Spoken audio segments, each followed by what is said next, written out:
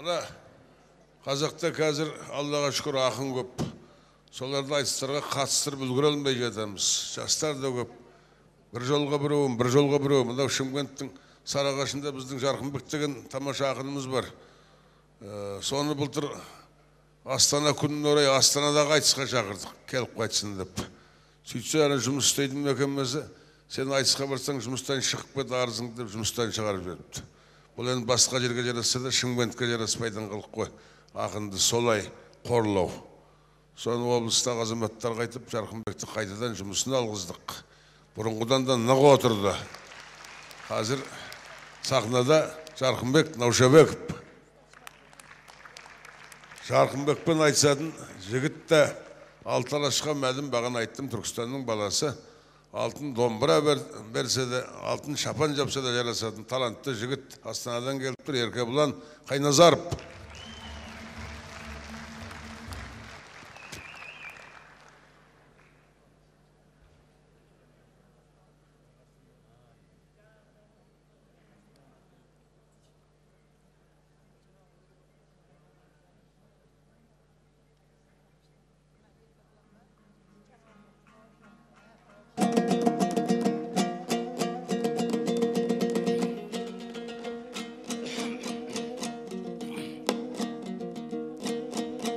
Ақтанға шүкір Алла атқан жарығай, шүкірлік әр күніңе өгей ай батқан барбай. Тектелім тарих төркініңе қарап тұрсам, тарихың жатыр терең қатпарланып. Мың өліп мың тірілген қазақ едің, шығатын арғы тегі сақтан барып. Қамытын бодандықтың сырып тастап, алауын азаттықтың жаққан жарық. 25 жасқа келген ел тойына біз қалай сауын айтып шаттанбалық. Наурыздың оңтүстіктен басталарын біз қалай бүкіл елге мақтанбалық. Қазанғап мәделідей бабалардың толғатып топырағында тапқан қалық. Ассалаумағалейкум армысыңдар, төрт тойын қатар тойлап өгей ай жатқан қалық ай.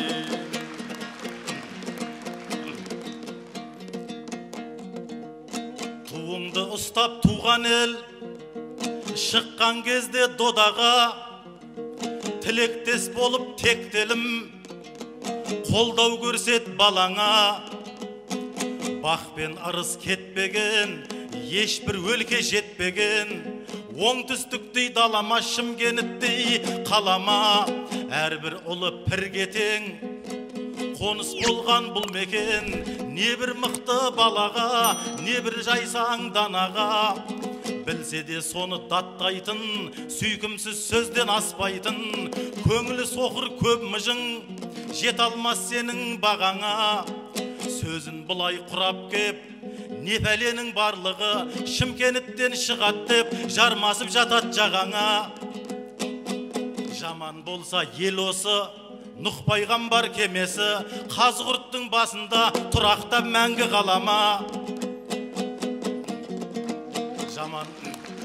Жаман болса жандары, қазақтың бүкіл хандары, Түркістанды бостан бос Астана етіп алама. Жаман болса отырар, жүрегінде оты бар, әлем білген есімін Фәрәбиді табама. Тексіз болса расында, ордабасы басында, 300-дің басы қосылып, қазақтың бағы жанама. Сәуле құйған санаңа, айналған алаш ағаңа, құтты болған бұл мекен Төле бидей бабаңа. Мықтылары қазақтың, жерінен шыққан созақтың, жаман болса Сарыағаш, елбасы назар салама. Ата дәстүр дініңді, салт сана мен тіліңді, аман сақтап қалсақта, қиятын бізді табаға. Қасқа тісін қайрап кеп, Шымкентский вариант деп, күн дейтіндер осы елді, Шымкенттен кетсін садаға.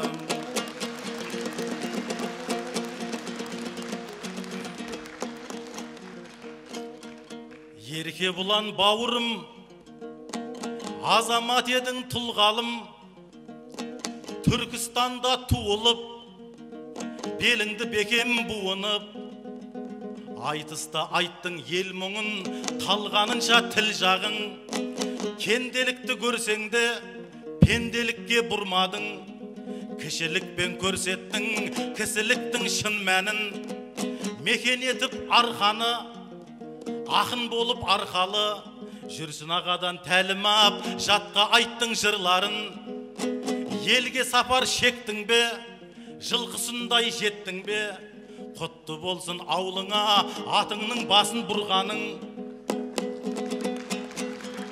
Текті туған інімен, от көсеген тілімен, еліне қарсы келмейтін тегіңнің таныт қырларын, көтерейін төбеме, көрсетейік өнеге, қонақ боп келген інімнің жандырайын дүрбағын.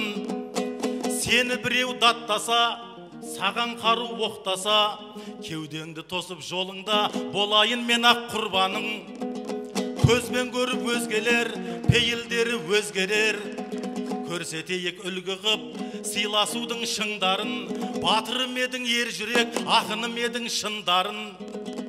Дос дегендер сүйініп, дұшпандар болса күйініп, келгендер көріп аттансын, өсетін елдің ұлдарын.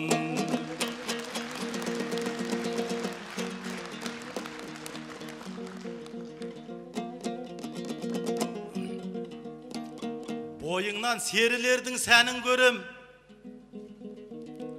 көзіңнен алаулаған жалын көрем. Бауырым, сен жайлы бар пікірімді дерем. Мен сенен аянатын ештеңем жоқ, Құдая одан басқа нағыл дерем. Біздегі ең дефицит болып тұрған сұрасаң, қазығұрттың қарын берем.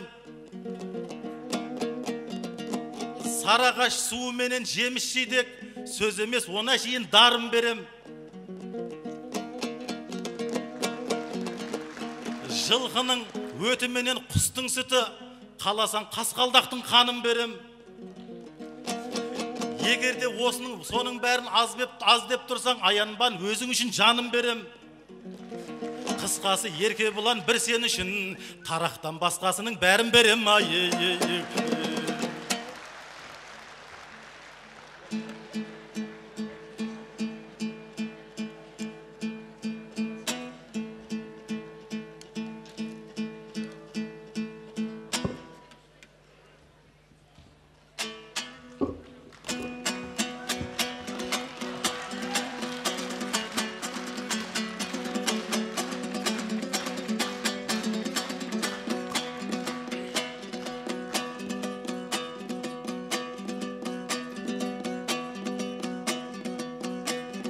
Бісміллә қолым алып ақ беренді, құралайды көз қатар сәтте келді. Түркістаннан түлеген ұланың ем, арқадан арқалаған бақ беделді. Ассалаумағалейкум Шымкентім, алғыс қып шығаратын ақ дегенді. Бүгінгі Наурызбенен құттықтайын ата-әже, аға-жеңге, әпкелерді. Туған елде барымды бір салайын, бәрекелді дегізіп бап керелді. Айызыңды қандырып қайтарайын, аузыңнан шығармай әттегенді. 16-мда өзіңде білім алып, Сәбит Қожа танытқан хат дегенді. Содан бері 15 жыл елді айналып, тапқанымды тартайын ап кебенді. Шалғайдан базарлық деп қабылдаңдар, таңдайдан тамып түскен тәтті өлеңді. Гигагым, гигагым. Кешегі бабам салған ғұрыппенен, ұлыс тойда айтайын ұлық өлең. Ағайын сенен жырақ кеткенім жоқ, су ішкен құдығымды біліп кебем. Астананың жартысы Шымкент, қазір соның бірі боп өмір сүріп келем. Бұл жаққа кеп кетуде қиын боп тұр, оны қазір былайша тізіп берем. Бір ай болды, билет жоқ самолетке, көбейіп кетіп еді күдік деген. Пойызға да бір билет табылмады, тым болмаса пласкартқа ілікпебем. Аузы мұрнын шығарып адам алған автобус мен туралы ұмыт деген. Көлікпен ақ шығайын деп ойлап ем, посттың бәрі жабылды суықпенен. Тәуекел деп жаяулап тартып кетіп, кеше ғана қалаға кіріп кебем. Жаяулатты дегенге ойламаңдар, үйтіп-бүйтіп пойызға мініп кебем. Мінгенімді қайтейін, бір орын жоқ, составты түгел шарлап жүріп кебем. Жол азабы дегенің не тәйірі, ондайға мойымайды жігіт деген. Шымкент соның бәрі сен үшін ғой, келемін саған ғана үмітпенен. Астанада тұрады демесеңдер, Шымкентке жүрегімді жұлып берем. Өздеріңнің тіліңмен айтар болсам, сен үшін любойна тұрып берем.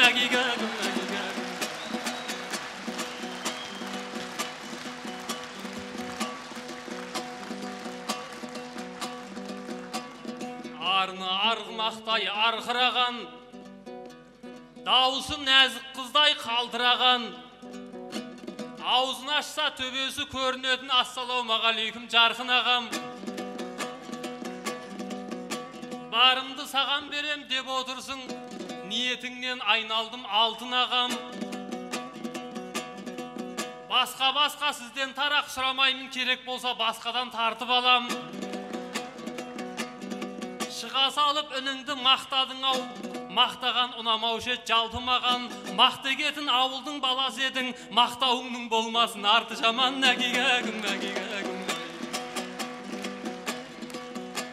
Ал жәке жағдайымды түсінмейлің, әркімге туған жері Мысыр деймін.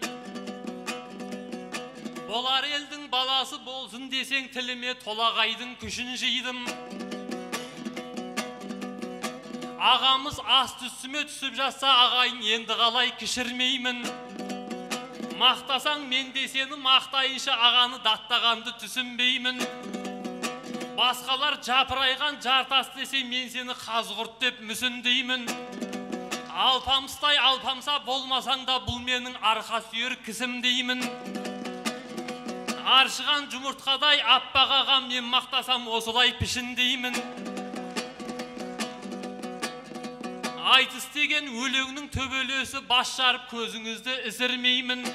Алаға бермен қарай жақындаңыз, қорқпаңыз, күйдірмеймін, пісірмеймін. Өлеңмен апшыңызды қуырсам да, төбеңізден бір тал шаш түсірмеймін.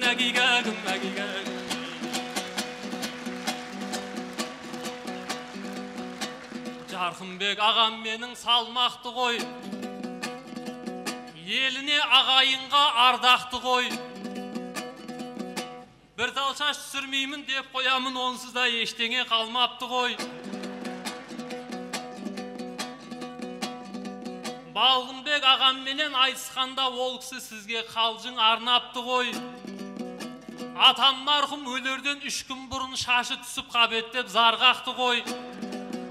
Содан бері мінекей 3 жыл өтті, жарықтық Жарқынбегім сауғапты ғой. Аңқиған аузымызды ашып қойып, балпиған Балғынбегің алдапты ғой.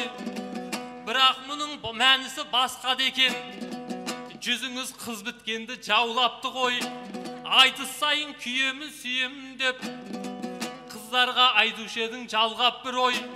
Айтыстан соң жеңгеміз күтіп алып, төбеңді 90 жерден талдапты ғой. Қутыңдаған қыздардан қызғанам деп, құйқаңды сыпыруға сәл қапты ғой.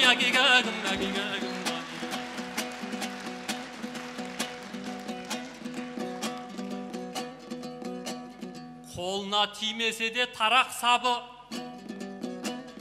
бұл дәурен Жарқынбектің ғажап шағы. Ал жәке қызметін құтты болсын, жетіп тұр жаңалықтың тез ақпары. Тілдің орталығына директор боп, су жаңадан бастапсыз парақшаны.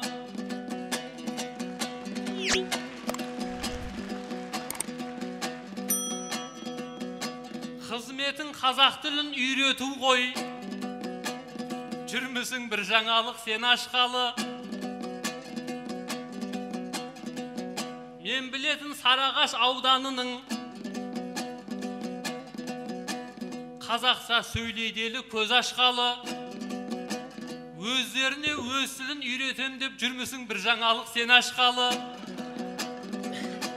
Кезінде қожаларға, қазақтарға қожалар кеп сутегін үйретіпті арабшаны. Сен болсаң қазақ тілін үйретем деп үкіметтен аласың мол ақшаны.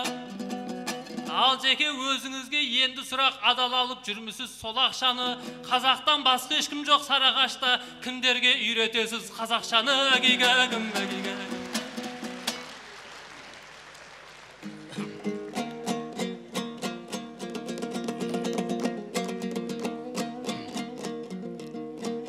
Сөздері бұл үнімнің сересеміз, әзілдеп жарасар мед не десеңіз.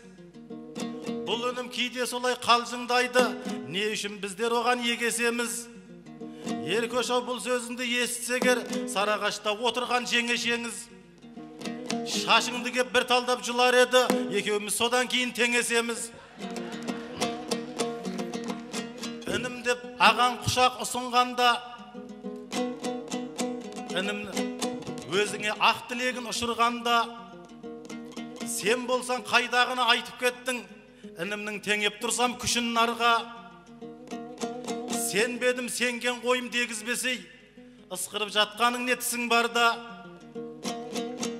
Төбеге көтерейін дегенімді төбеме шығарат деп түсін долда. Төбеңде шаш қалмапты дедің ау сен, ағаңыз мұндай сөзге асылғанда. Жалтырбас болған ердің айып емес, жартыбас етіп құдай құтымдалма. Осындай інілерге күлкі қылмай жаратқан бастыра көресім далға.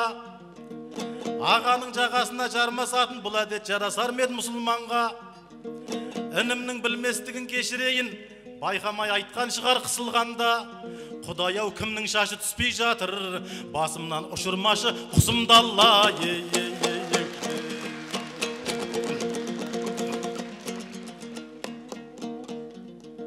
Құдайым жаратқан соң оты барғып, інім ау жайымыз жоқ тоқырарлық.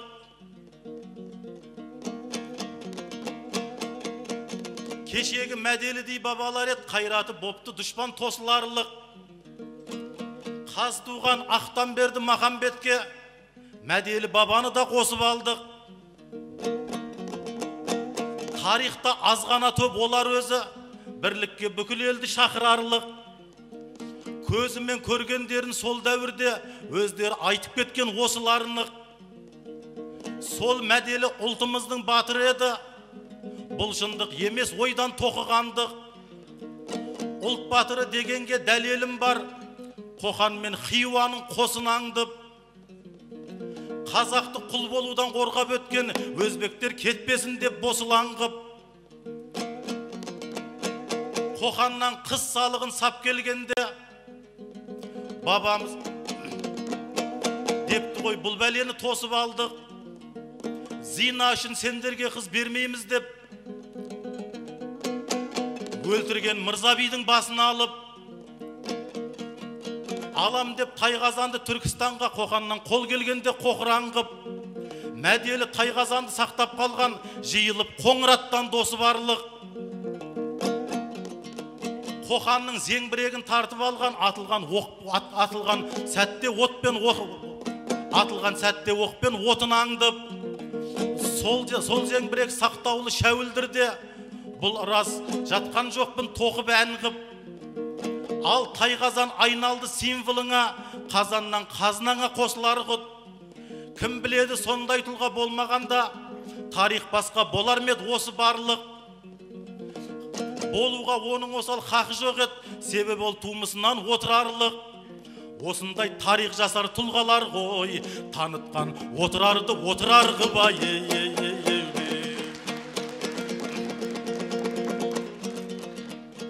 Құдайым кенде қылмай ой санадан, қазақта өткен талай жайсаң адам. Соның бірі мәделі бабаң еді, оны айтпай қалай бүгін жай табалам. Мәделі Тайқазанды ап қалғанда бүкіл ел қуанышты той санаған. Себебі біздің қазақ өз қазанын береке деп өздерін бай санаған. Сол Тайқазан кеткенде Ресейге қазынаң судай ағып сайсаладан, берекеңде Мәскеуге аумап беді, олар үрлеп ішібет шайқап аман. Арада 150 жыл өткен кезде ерлігін мәделінің қайталаған, отырардан тағы бір оғлан шықты, өмірге қайта келмес қайсар адам. Ол кісі өзбекелі ағам еді, әкелі әперген тайқазанды қайтамаған. Сондай-ақ Наурызды да қоса келіп, береке басты бізге қайта қадам. Осындай ұлыларға ұстын болған, аман бол, туған жерім байтаған ама.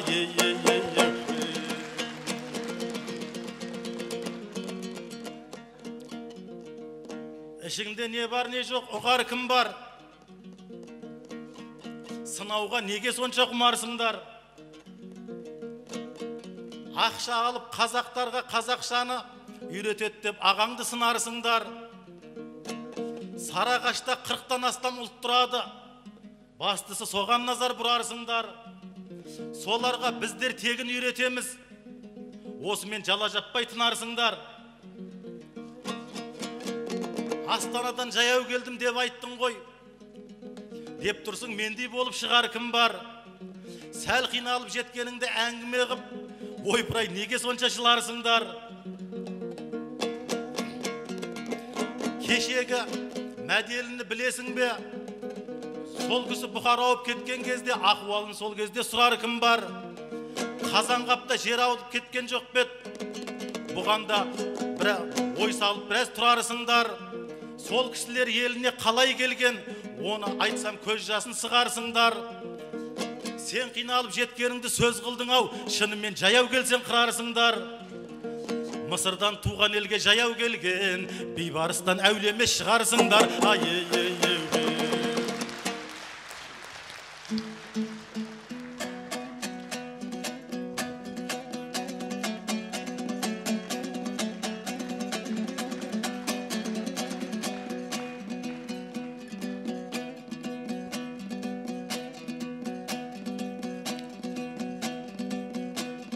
Мен емес ел жұртыма әрең келер, Тәңірім туған елде өлең берер.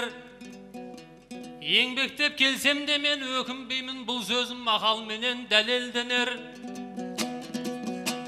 Өйткені Шымкентті білемін ғой, қонақжай туыстарым әуелден ол. Алыстан еңбектеген бала келсе, еңкейген шалы келіп сәлем берер. Ақындардың аузына дуа керек, өтірікшінің сөзіне күә керек. Тіл жайында әңгіме қозғап едім, жарқын ағам өлеңін құрап әлек. Қырық ұлтқа ана тілін үйретем деп, бергендей болып жүрау сірә көмек. Бізден жақсы сөйлейді, бірақ олар өлегім болмайды енді сірә бөлек. Шымкентке орыс түгіл Қытай келсе, жан үшін қазақ тілін ұға береді. Сарыағаштың жерінде бір ай жүрсе, өз күн үшін өз тілдерін бұра бөледі. Алфавитті ай емес шыдан бастап, 2 айда шешем болып шыға келеді. Әгигәгім, әгигәгім.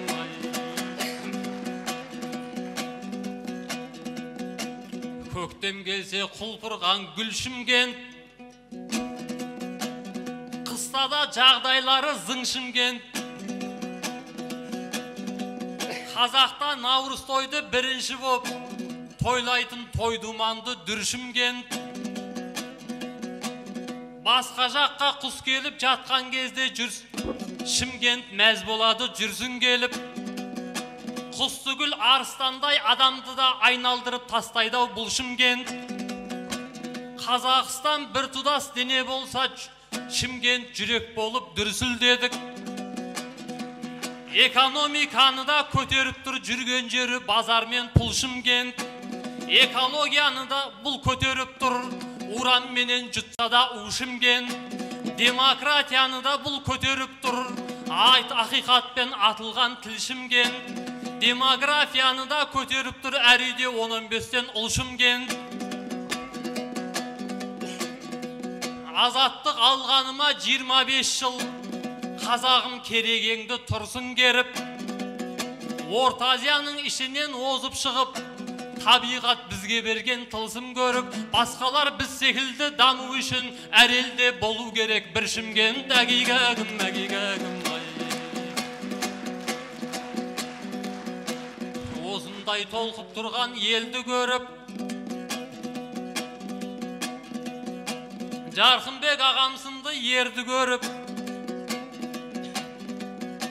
аузыма өлеңім құйылғанда, ағама қалжың айтып ел жүредік.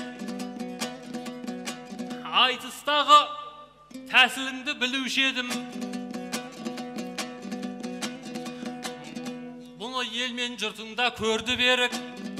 Қарсыластан жеңіліп бара жатсаң, сыпайы құтылушең жолды беріп. Қызғырқынмен айтсаң сыйласам деп, құтылушең шапанмен тонды беріп. Бұл жолы қарсыласқа қыз болмапты, менімен жұп болып сіз енді келіп. Қыздарды шүберекпен алдаушы едің, еркектен құтыласың неңді беріп. Әгигәгім, әгигәгім.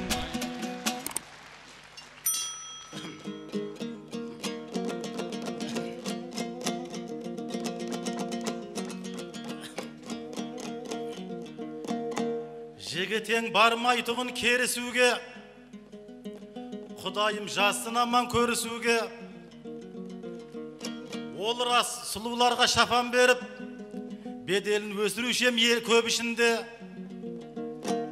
Еркекке не бересің деп қалдың ғой, табылар бұйырғаны сен ішінде.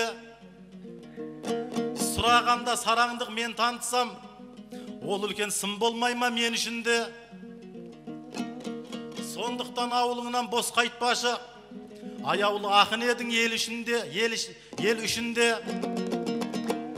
Ауылыңнан жарқын жүзбен аттанғайсын, көргем жатқам жоқ, көріп сені күнде. Сұрап қалдың домбырамды сыйлап кетем, өйткені лайықты серісіңде. Қолың сынса білінбес жең ішінде, сағың сынып қайтпасын ел ішінде.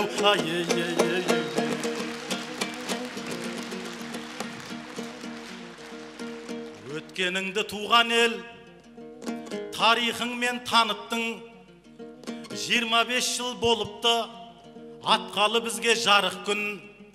Баһадүрлер жері деп, ұлы дала елі деп, брендімізді бекітіп бірі болдық алыптың. Неге ұлы дала деп, бізге көбел қарап ет, оны да айтып өтейін, келгенінде шабыттың. Сақтардан қалған сарқытпын, сарматтан қалған арыспын. Ғұн кезімде Қытайдың тас қамалын жарыппын. Келсек енді үйсінге, үйсінді осал дейсің бе? Байлықты қалай ұстауға, сол кезде назар салыппын. Кезеңінде қаңлының думанды боп әр күнім, өнерменен әнжірді сол кезде жетік таныппын. Пәлсапа менен даналық пен пәлсапа оғыздан маған дарыпсың. Болып түркі қағанат, ел болып едік ғаламат. Мемлекет қалай құрудың сырына сонда қанықтым. Қарахандардың дәуірдің еді тәуірі. Исламды түсініп, сәждені біліп барыппын. Адалдық пен өрлікті, батырлық пен ерлікті, қайсарлық пен намысты қыпшақтан алып қалыпсың. Сол бабалар қанынан қасиеттері дарыған, болып қазақ хандығы өз отыңды жағыпсың. Сол кезеңде жан жақтан қылышына қан қатқан, жоңғар менен қалмақтан күресіп әбден жалықтың. Сібір алды мазаңды, ноғай тұрды өз алды. Хиуа менен Қоқанмен ғасырлар бойы алыстың. Солардан қазір кім қалды, азуы алты қарыстың. Жалғызақ қазақ қалды ғой, секілденіп жарық күн. Ең әлсізі біз едік, көшімізді түзедік. Сол үшін ұлы даламын, сол үшін ұлы халықпын.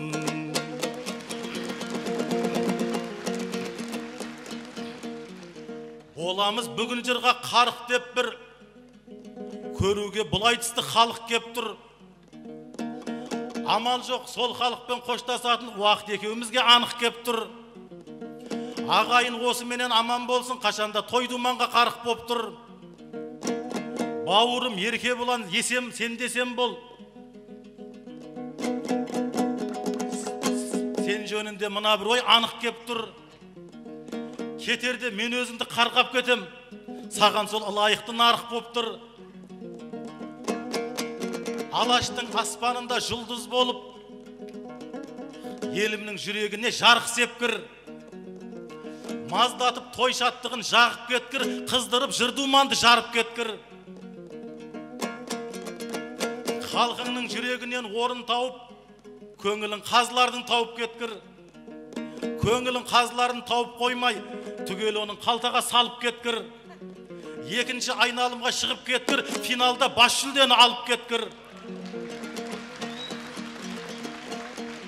Бесағымың жылқысы бар қугедей боп, онағымың сиыры бар ғарып боп тұр. Өмір сүріп үш этаж времянкіде үлкен үй салмадым деп налып кеп тұр. Жылына демалатын уақыт таппай Дубайға 4 рет барып кеп тұр. Менің осы қарғысым қабыл болып, қазақтың тарихында қалып кеткір. Айтпақшы, мен ұмытып барады екем, мә ұста домбыраны алып кеткір. Домбыраны алған соң жоқ боп кетпей, анда-санда Шымкентке алып кеп тұр.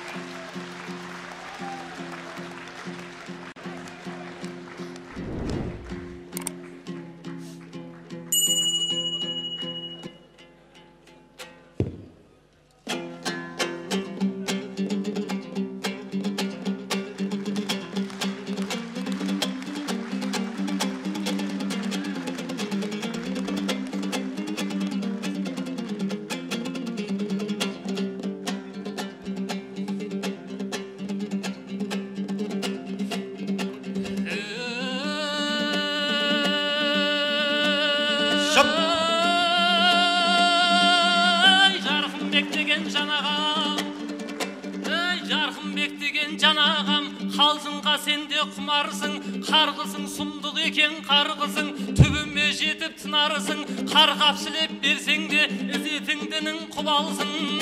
Атаңнан қалған аспапты мына маған берсеңіз, қолына алсын деген шығарысың, туған жердің төрінде толғансың деген шығарысың.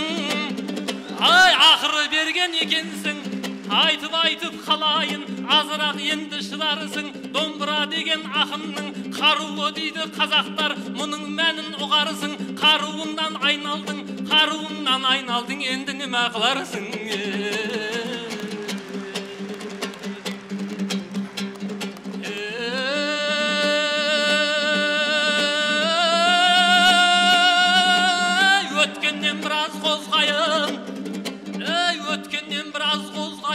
Өлеңмен салып өрнекті, азаттықтың жолында қаншама баспен тергетті. Қаратаудың басынан елім айлап еңіреп, қырылып қанша ел кетті. Алатаудың басынан ағатайлап аңырап, қаншама көзден жас кетті. Азаттық үшін алысып, соңғы күшін сарқытып, соңғы қаны қазақтың Кенесарыдай ерді өтті. Одан да берін не заман мүжіліп талай бас кетті, сүріліп талай көргетті. Мұны айтып тұрған себебім, Мәделі Қожа бабамыз Кенесары ханыма көңілі мұның кең бопты. Қарындасы Кененің халифа деген аруды өзіне ғана теңдепті. Сенің де түбің ақсүйек, менің де түбім ақсүйек, менің жарым бол депті. 8 жыл күтіп жауабын, сезімін солай зерлепті. Халифа күндердің күні болғанда, халифа қыздың айтқаны бабамның дертін емдепті. Саған тұрмысқа саған шығайын, бірақ екі шартым бар, осыны ойлап көр депті. Біріншісі мен қан тұқымы, тоқалым деп айтпайсың. Екіншісі қырғыздан Кенесары ағамның сүйегін алып қайтқайсың, осыған уәде бер депті. Келісіп бұған екеуі қидыр кыйдырып алып никени ак боз үйгө төрлөптү 30 жылдай отазып талайда бесик тербепти айтуунча шалдардын Мәдели кожа бабамыз Кенесарынын сүйөгүн кыргыздан алып bir түндө Орда басы тауынын оң жагына жерлепти Акыйкат ба бул аңыз ба ак патчанын кезинде актарып эчким көрмөптү билесиң жалгыз акыйкат билесиң жалгыз акыйкат Карындасын төрөнүң тегин адам алмайды бабама багам сол болду кыздары эрин жоктаган ерлери сөзгө токтаган казактай халык көргөм жок жет айналып жер көктө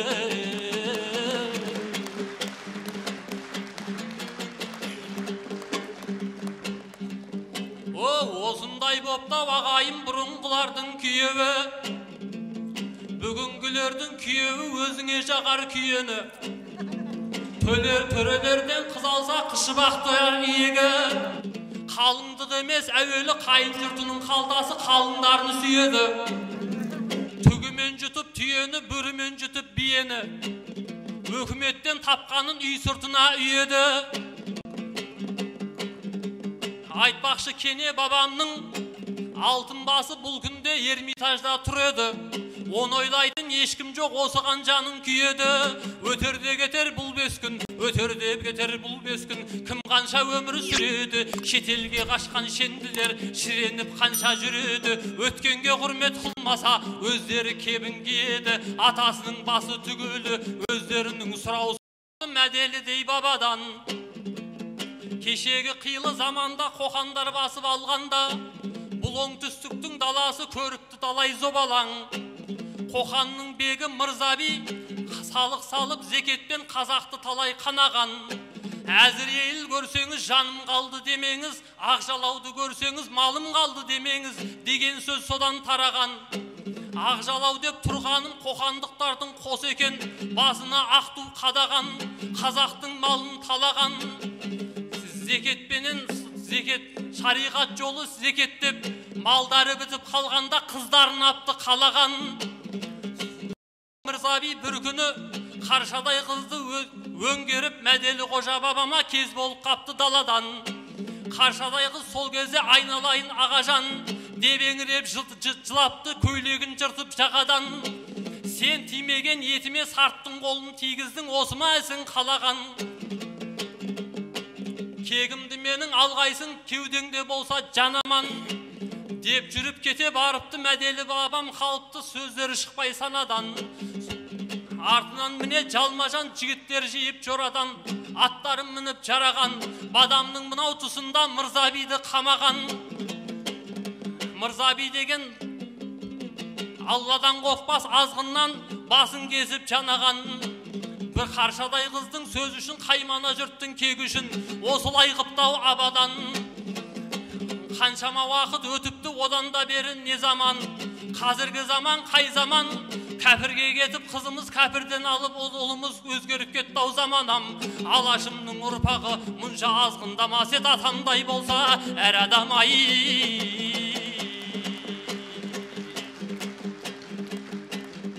Осылай біраз сөйледім түскенімде додаға Ауыз өзімдікі екен деп көп сөйлей берсем бола ма Сыйыңызға рахмет Жарқынбектей жанаға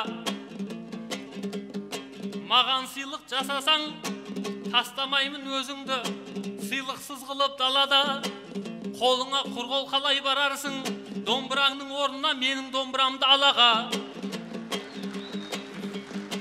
Жанымды да беререм жанымда саған садаға Бірақ оған шартым бар Мынау қара домбыра талай-талай мықтының келтірген аузын тобаға Бірақ бұны өзің тартпайсың бетінен де қақпайсың Сыйлап жібермей біреуге апарып бер балаңа ай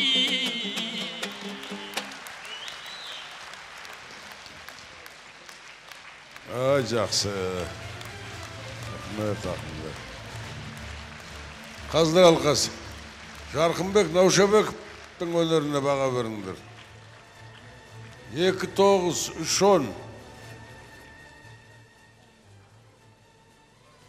Еркебұлан Қайназаровтың өнері қандай екен? Бірыңғай 10